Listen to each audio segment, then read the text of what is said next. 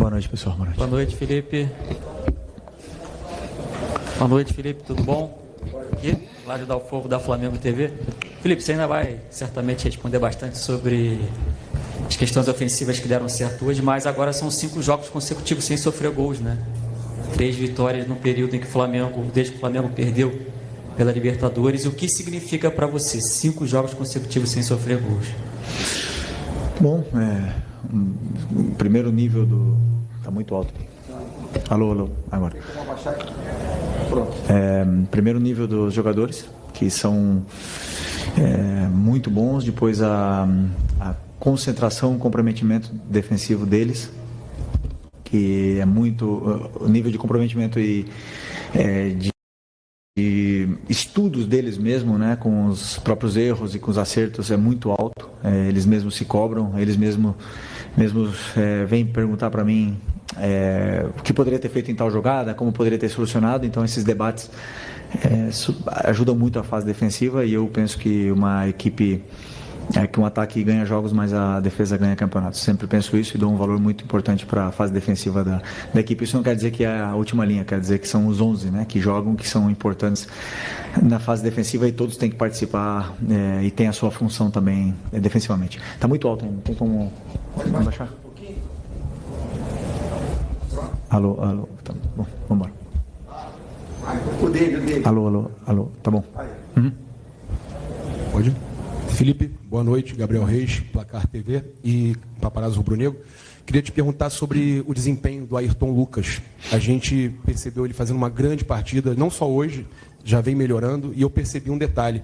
Ele muito bem na jogada defensiva aérea, né? E era uma pequena deficiência que a gente percebia, que algumas jogadas aconteciam, e a gente percebe algumas coisas que já dá para ver que tem ali bastante do seu trabalho, como, por exemplo, o Pulgar, o De La Cruz, que não podiam tomar cartão amarelo e não tomaram cartão amarelo. E uma partida também, gostaria que você falasse sobre essa partida que o Pulgar fez hoje, né? Acho que o time inteiro foi muito bem, mas a partida do Pulgar foi impressionante. Bom, a partida do Ayrton, mais uma vez, foi muito, muito completa, muito boa, muito sólida. Esse ponto que você citou sobre a fase da defesa da área é uma coisa que ele mesmo se cobrava, porque a torcida, não a torcida não, senão todo mundo meio que pegava no pé dele, mas muito, eu falei para ele, né, ele tem que ter as ideias claras dentro da área, quem que são as prioridades para ele defender, não dá para defender tudo, o lateral sempre fica sobrecarregado e ele gosta de treinar, perguntar e melhorar. Então nesse ponto aí, mérito é dele. E segundo, existem jogadores que crescem com determinados tipos de estruturas diferentes, né? A gente olha para o Ayrton, ele teve uma fase incrível aqui com o Vitor Pereira, na qual com o corredor aberto, mas eu acredito que para recuperar a melhor versão dele, fosse juntar e diminuir as relações e fazer ele ter mais linha de passe para poder simplificar um pouco o jogo dele, e ele veio se sentindo melhor. Mas assim, o jogo que ele fez contra o Vasco foi top, foi contra a LDU, foi muito, muito, muito bom, realmente. Contra a LDU, na fase defensiva, foi um jogo assim, que fazia muito tempo que eu não vi ele fazer, e um jogador que recupera a confiança, recupera a hierarquia que ele tem dentro do grupo, dentro desse elenco, e não podemos esquecer que é um jogador de seleção. Mais uma lição para todos, nós, vocês e torcida, de que um jogador ele não desaprende, né, de jogar, né? Ele só precisa de tempo, carinho, e ele vai recuperar a melhor versão em tempos, né? Ele, o Wesley, todos eles demonstraram isso para nós. Então fica a lição aí. E o Eric mais uma vez, um jogo extraordinário. O Eric é fora de série, um jogador fora de série. Felipe, boa noite. E Mauro Santana, do canal Mauro Santana, e até sobre essa questão que o jogador não desaprende, né? Tivemos mais uma vez a presença do Pedro, dessa vez como titular pela primeira vez, depois desse longo período de recuperação. Queria que você falasse a respeito desse processo que culminou com a primeira partida dele como titular, como é que você tomou essa decisão, né? E, lógico, o impacto dele, que já está brigando pela artilharia do Campeonato Brasileiro em tão pouco tempo que ele retorna depois de um longo período de inatividade, quando se esperava até mais dificuldade dele para tentar encontrar ritmo, né? A calibrar a pontaria, mas parece que passou 7 meses, né, desse intervalo que ele volta a jogar futebol. Realmente me parece que ele tenha ficado fora, né? Isso com a bola, né? Com a questão fina com a bola, ele está incrível e a gente via isso nos treinamentos, né? Os próprios médicos tinham que frear ele porque ele estava vindo muito bem nessa recuperação, mas existem prazos e era importante ele cumprir esses prazos. E agora nós temos que continuar com essa sequência de minutos para ele. É um jogador muito determinante, muito diferente nas áreas, na área. Ele faz a diferença, um cara que é decisivo e eu acredito que venha a potencializar ainda mais o nosso ataque. Tem o mesmo conteúdo que os outros jogadores em vídeo, porém no campo menos. Então existem alguns movimentos ainda que nós temos que automatizar mais para ele e para que a equipe possa entender a forma de jogar que ele tem. E eu não tenho dúvida que ele vai elevar mais ainda o nível do nosso ataque, que está muito forte. Então, fico muito feliz pela partida dele e agora vamos recuperar mais essa parte física. Ele mesmo sabe que fisicamente não está a 100%, mas conseguiu ser titular hoje, conseguiu fazer um jogo muito bom, muito bom e vamos esperar que ele siga nessa evolução aí, porque é um jogador de Copa do Mundo, né? Todo mundo sabe. Felipe, boa noite. Rodrigo Cerqueira, Grupo Globo. Ainda em cima dessa questão do ataque, hoje você começou com Pedro e Cebolinha, que ano passado era a dupla tida como titular, em um dos grandes momentos do Flamengo no ano, e os dois se machucaram, ficaram um período fora. O Pedro, uma lesão mais grave, o Cebolinha, menos tempo, mas enfim.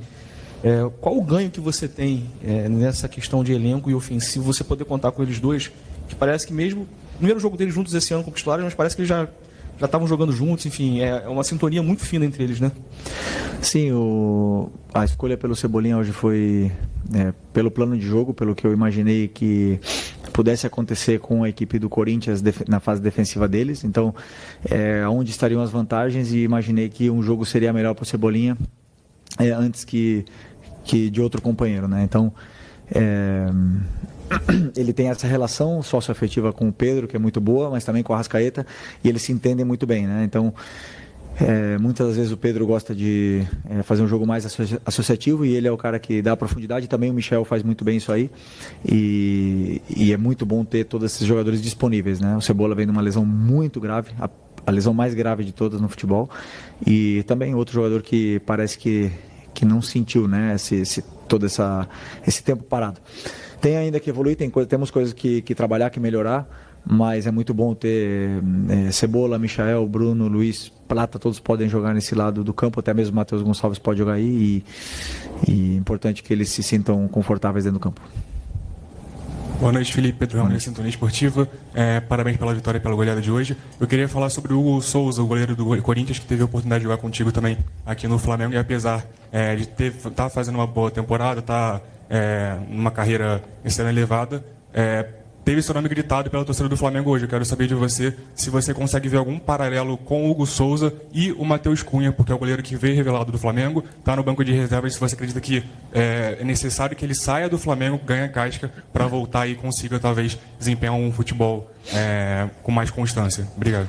Bom, o Hugo, eu já falei sobre ele em outras entrevistas, né? É um amigo que eu tenho, um ex-companheiro aí durante alguns anos.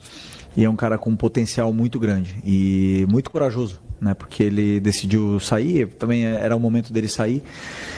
Aqui as portas, a situação dele estava bem complicada realmente, as portas estavam se fechando e ele teve muita coragem de ir para Portugal num clube de menor expressão para poder mostrar o futebol. E aí eu acho que ao sair desse contexto do Rio de Janeiro para ele foi muito bom e hoje ele é o goleiro que ele é. A falha que ele teve não quer dizer nada, até mesmo pelo respeito que ele tem com a torcida do Corinthians, com grandes atuações, e hoje fez também grandes defesas. Então, um goleiro que o mérito é dele, né? Conquistou tudo, conquistou sozinho.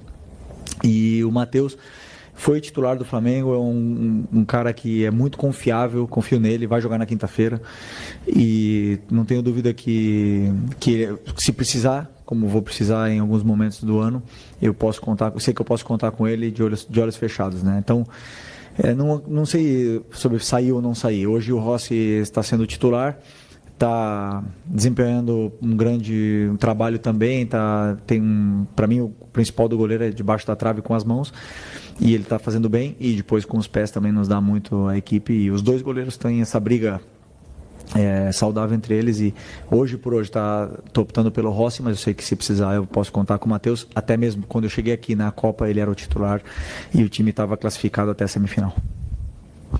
Felipe, boa noite. Natália Brasil aqui, Rádio Roquete Pinto. O Flamengo teve a goleada contra o Juventude 6-0, depois teve 2 empates sem gols e hoje voltou a ter um placar muito elástico 4-0. A gente já ouviu, né, tanto da torcida quanto da imprensa, comentários a respeito da dificuldade do Flamengo em alguns momentos em fazer gol, mas a gente viu recentemente 2 grandes goleadas. O que você acha que pode estar acontecendo? Algum posicionamento tático da sua escolha? O que você acha que pode estar tendo essas oscilações entre uma goleada e jogos onde o Flamengo não conseguiu marcar? Bom, primeiro, se você olhar a tabela da Europa, nem o Barcelona nem o Paris fazem gol todos os jogos, e muitas vezes eles também perdem gols, e daí a gente olha, de repente eles fazem 4, fazem 5. Não vamos fazer gol todos os jogos, isso é uma coisa evidente. O problema é que aqui no Flamengo, eu conheço bem esse clube, já estou aqui há 6 anos, quando não se conseguem as coisas, ou quando, por exemplo, empatamos o jogo contra o Vasco, não fizemos gols, criamos várias chances, não fizemos o gol, então a torcida, ou então o pessoal aí, os analistas de YouTube, de Twitter, temos que achar um culpado. Então a gente começa a analisar, eles começam a analisar, ver quem é o culpado. Então, o culpado é que o Gerson está jogando no ataque, o culpado é o Bruno Henrique no ataque, ou o Michael. Não, o Michael não pode jogar mais. E fazem a cruz nos jogadores e começam a decidir pelo torcedor. E o torcedor consome isso. E o que eu quero aqui pedir para o torcedor, não gosto de dar recados, é que não consumam o que eles falam. Eu também analiso minha equipe, eu também sei o que a gente pode melhorar. E quando não se faz gol, os jogadores são os primeiros que pedem mais finalização. Os jogadores são os primeiros que sabem que tem que melhorar, sabem que tem que chegar na área e ser mais frios e criar automatismos e mecanismos para poder fazer gols. Mas esse time aqui já deu muitas alegrias e é o time mais goleador do Brasil em 2025. E um dos menos goleados. Então, eu sei o que eu estou fazendo, eu acredito muito na minha ideia, no que é a minha ideia de jogo, sei o caminho que traço para chegar até o gol do adversário, dou o plano para eles e tem dias que eles vão fazer gols. Tem dias que vai chutar 2 e vão fazer 2 e vai ficar 2-0. E tem dias que vão chutar 20 e infelizmente a bola não vai entrar. Isso acontece porque o adversário também joga. Se o orçamento, né, fosse solução, a gente entrasse com 15 em campo, mas não é assim, entra com 11, muito bons, entramos com os melhores 11 da América no campo, mas o adversário também joga, também tem suas armas, também sabe anular, senão o único time seria campeão todos os anos e o futebol é tão complexo por causa disso. Então, o mesmo torcedor que me pede, ou mesmo o jornalista que me pede para botar o Gerson de volante é o que me pede para botar o Nico de meia. Então, deixa comigo. Quem vai errar sou eu, quem vai acertar às vezes sou eu, e deixa que esse é o meu trabalho. Okay. Boa noite, Felipe. Léo José do Coluna do Fla. Ainda na questão individual, a gente vê o Matheus Gonçalves entrando agora, né, nesse segundo tempo, e numa entrevista coletiva no começo do ano você tinha dito que o Matheus Gonçalves ele é visto como um jogador de beirada, e por conta disso ele não vinha tendo tantas oportunidades. Só que no Mundial do ano passado, na final contra o Olympiacos, você colocou ele mais centralizado, né, como meia, encostando ali na grande área. O que mudou nessa percepção do futebol do Matheus Gonçalves no ano passado, jogando mais centralizado, e nesse ano você enxerga ele mais como ponta? Não, eu acho que o Matheus, a melhor versão dele é aberto na ponta direita, porque é um jogador de drible, desequilíbrio, é um jogador que é criativo e consegue se resolver bem em espaços curtos e pressionado. Ou seja, a melhor versão para mim dele seria ali, que ele pode jogar em outras, não tenha nenhuma dúvida. Como você falou, na final do Mundial eu botei ele por dentro, jogou com o Tite na ponta esquerda, jogou comigo já na meia esquerda, no lugar do Arrascaeta na pré-temporada, e ele pode desempenhar, ele pode, como o Luiz Araújo também pode jogar aberto na esquerda, como pode aberto na direita, como pode jogar por dentro. Eles podem fazer. Agora, a melhor versão dele para mim seria aberto na ponta direita, né? Agora, hoje senti que ele merece merecia esses minutos, porque ele vem treinando muito bem. É um cara que quer jogar, que está sempre se exigindo mais para jogar, e gosto de jogador assim que se incomoda quando fica fora e trabalha para poder ter minutos, e hoje foi premiado com minutos antes que outros companheiros. Felipe, Raíza Simplício da Gol Brasil e da revista Placar. Eu queria que você falasse um pouquinho sobre a tua dupla de volantes, Eric Pulgar e Nico de la Cruz. Eles parecem que tem uma sintonia absurda. Hoje, observando um pouco do jogo, eles jogaram muito. No gol do Pedro, no primeiro gol, o Nico sai correndo para fazer a pressão no Hugo Souza. Teve várias jogadas também do Pulgar com o Pedro fazendo a parede. Ele faz um lançamento para o Arrascaeta, que não estava impedido, mas o árbitro acabou dando impedimento. Enfim, eu queria que você falasse um pouco dessa química, né, entre esses dois jogadores. Como você conseguiu construir essa química entre eles dois? Bom, primeiro que o meu modelo pede muito, né, ou exige muito, ou os volantes são o verdadeiro coração para mim do time e muito do que acontece no campo depende deles. Então, os 4 volantes mais o Gerson, quinto, são os jogadores que podem jogar aí. E todos eles têm tido muito bom desempenho. Por exemplo, para mim o Everton Araújo foi muito bem contra a LDU, o Alan foi muito bem contra o Juventude, entrou muito bem contra o Vasco. Então eles têm tido um grande desempenho. O Eric e o Nico têm vindo, eles tiveram mais minutos ultimamente, jogaram juntos mais tempo. Portanto, eles desenvolveram dentro do campo essa química, porque o jogador vai se conhecendo, vai sabendo o que o companheiro faz, gosta e aonde ele gosta de se movimentar, e eles se entendem muito bem.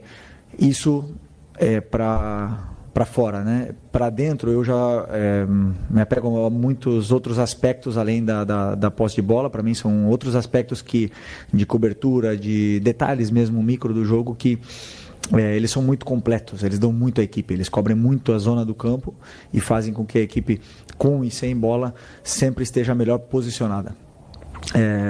O Nico vem tendo um desempenho muito alto e um ritmo de jogo muito alto também, coisa que eu achava que ele tinha que melhorar do ano passado quando eu cheguei aqui, que era essa intensidade dos 90 minutos, e hoje ele já consegue fazer muito bem. Então, continuar com esse cuidado aí para que eles possam continuar dando muito para a equipe, que eles são muito importantes. Boa noite, Felipe. Fábio Barcelos, canal Família da Nação. Primeiro, parabenizar a você e a equipe, né? O Flamengo hoje fez uma partida de almanaque. Acho que há muitos anos eu não vejo uma partida tão espetacular de uma equipe. Parecia um time europeu jogando aos nossos olhos. E você citou ainda há pouco que o Matheus Cunha será o goleiro titular do próximo jogo de Copa do Brasil contra o Botafogo, né? O Botafogo da Paraíba. Vai ser só o Matheus Cunha ou no planejamento da comissão técnica o Flamengo virá como uma equipe alternativa? E vindo como uma equipe alternativa, recentemente vimos um time aqui do Rio de Janeiro que levou uma equipe alternativa e até o técnico ficou para poder trabalhar a equipe titular, né, dar ritmo de jogo para a equipe titular. Você também iria ou ficaria no Rio de Janeiro? Não, eu não planejei o jogo ainda, porque eu não assisti o Botafogo da Paraíba. Então não sei muito bem ainda como eles jogam. Vou analisar a partir de amanhã e aí vou decidir o que eu faço perante a esse jogo, esse desafio que vamos ter pela frente. O Matheus eu vou colocar para jogar, o Rossi precisa de descanso e ele merece também jogar esse jogo, e os outros eu vou ver ainda, né? Tem outros jogadores que também merecem jogar, tem outros jogadores que têm que descansar, que estão numa sequência muito grande de jogos, mas com certeza eu vou né, para esse jogo, porque é muito importante para a gente também essa vitória na Copa do Brasil. Nada. Oi, Felipe, Sérgio Lobo. Um pouquinho do que o colega perguntou relacionado ao primeiro tempo do teu time, que eu acho que o jogo ficou definido ali. Uma atuação extraordinária do teu time, com uma pequena oscilação entre o primeiro e o segundo gol. Teve ali uma oscilação, o Corinthians deu o único chute ao gol, foi a defesa do Rossi. E aí eu já vi você falando aqui em algumas entrevistas coletivas que você, primeiro, tem que vencer o jogo. E depois, se possível, dar espetáculo. E o time saiu ovacionado pela torcida, esses 60 e tantos mil espectadores aqui do Maracanã, pelo menos 60 mil, ovacionaram a tua equipe quando desceu. É mais ou menos isso que você quer? O nível de atuação do primeiro tempo com, se possível, dar a atuação, digamos, de gala que o time teve, como fazendo 3-0? O treinador sempre espera uma atuação de gala, um time concentrado, um time que domine, que seja pressionante, que faça gols. A gente sempre espera isso. Quando eu deito no travesseiro um dia antes do jogo, eu penso, poxa, tomara que amanhã seja a melhor atuação da nossa equipe, né? Sempre almejo isso e preparo isso. Sempre brinco com o meu auxiliar que até agora na prancheta ganhei todos os jogos, né? Sempre. Eu nunca perdi um jogo na prancheta. O problema é que no campo o adversário joga, as fichas se mexem e não é tão simples assim. Eu vou te falar uma coisa, eu acho que o nosso primeiro tempo hoje a gente foi muito efetivo, feliz, jogamos muito bem, é verdade. O Corinthians teve méritos nesse pequeno momento de oscilação que você fala. Foi mérito do adversário, que tem muita qualidade para sair da nossa pressão. Teve algum desajuste da parte do treinador para os jogadores na hora de pressionar, que a gente tentou corrigir logo no primeiro tempo e conseguimos voltar para o jogo. Mas o nível de atuação do Vasco no primeiro tempo e esse foi muito parecido. Só que contra o Vasco a bola não entrou, nas chances que a gente teve. E entrou um gol cedo contra o Corinthians. Isso fez o time jogar mais leve, mais solto, e aí o time se desenvolveu muito melhor. Então o gol e o resultado, eles fazem muita... ele tem muita influência na parte do mental dos jogadores, na parte mental da torcida e tudo mais. Eu, como treinador, tenho que separar o resultado e ver o que foi feito de certo do que foi feito de errado e continuar evoluindo a equipe, e o resultado não pode me enganar nunca. E como eu falo para vocês, não me engana. Mas eu estou muito feliz, claro, com o que eu vi hoje no campo, e espero que possa se repetir mais vezes. Felipe, tudo bem? Rafael Borghetti, repórter do canal Flavoz. Queria voltar um pouco na sua análise do Cebolinha, que eu concordo com você que ele também fez uma partida muito boa, fez o gol também, mas queria também destacar a entrada do Luiz Araújo, né? Que você no primeiro tempo tem o Cebolinha, um jogador mais agudo e tudo mais, mas com o Luiz Araújo também podendo fazer essa função, hoje parecia que ele entrou tentando cadenciar um pouco mais o jogo, controlar um pouco mais a posse de bola ali, deixar o meio campo mais povoado. Queria entender de você como ter no primeiro tempo um ponta mais agudo, no segundo tempo um ponta que pode fazer essa função também, mas prefere segurar um pouco mais a bola. Como é que você pretende fazer isso também nos próximos jogos?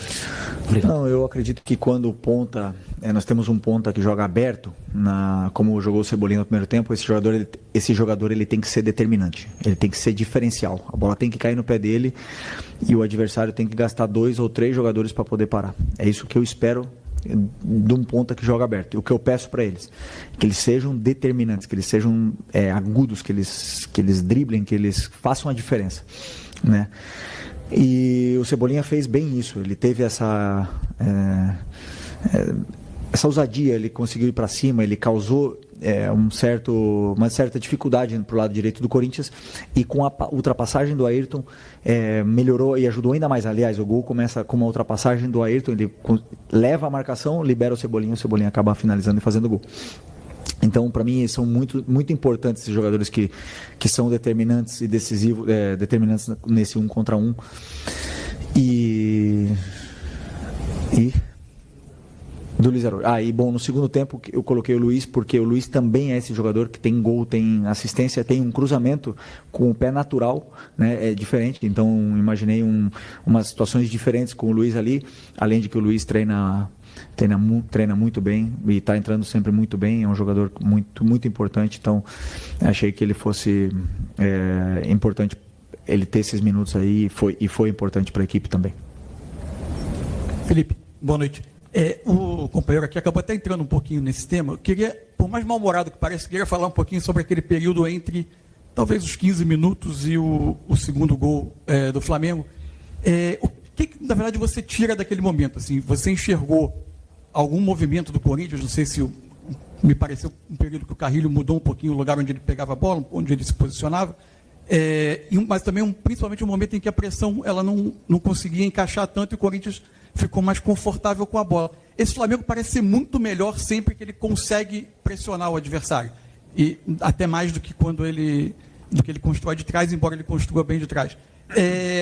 Havia uma dúvida um tempo atrás, como será quando houver Pedro e Arrascaeta juntos para sustentar uma pressão? Você relaciona esse período alguma coisa à presença desses dois, ao movimento do adversário, e você tem alguma dúvida que o time é capaz de manter jogos de muita pressão com os dois fazendo essa primeira pressão do time? É bom, não é a mesma coisa jogar com Pedro Arrascaeta que com Bruno Henrique Plata e Michael, que são jogadores extremamente pressionantes, né? Então, isso, muitas das vezes, mesmo sem encaixar a pressão, jogadores pressionantes fazem e forçam o erro do adversário, porque eles não dão tempo para o adversário pensar e criar o jogo, ou se posicionar, né? Então, a característica do jogador, ele tem uma influência, mas sobre esses minutos que você falou, foi uma mudança para mim desde o banco. Eu não assisti ainda o jogo, mas para mim foi uma mudança tática. O Memphis descia, formava um losango, o Romero abria, o Yuri do outro lado, e formava um losango no meio com Ranieri, Bidon, Carrillo e Memphis. E isso sobrecarregou nossos volantes. Então eu não estava conseguindo dar a informação, porque é um pouco mais complexo, porque eram muitos jogadores envolvidos na solução desse problema. E aí acabamos sofrendo um pouco sem a bola, né? Mas o nosso time sabe sofrer também. Temos uma última linha de 4 jogadores que sabem jogar alto, com coragem. E nesse período eles tiveram uma chance de gol num cruzamento, que é como os adversários tentam chegar contra a gente, a maioria, né? Por cruzamentos ou por contra-ataque. Então, é basicamente isso. Esse foi esse período aí curto que a gente conseguiu ajustar esse encaixe nesse losango do Corinthians, e aí eles já dificultaram novamente para poder jogar. Como também a sua companheira, acho que citou, o Nico, tem um papel muito importante nessa pressão, porque é um cara que é muito pressionante também, e aí tudo melhorou quando os encaixes se ajustaram e os jogadores conseguiram voltar até a bola, que é importante.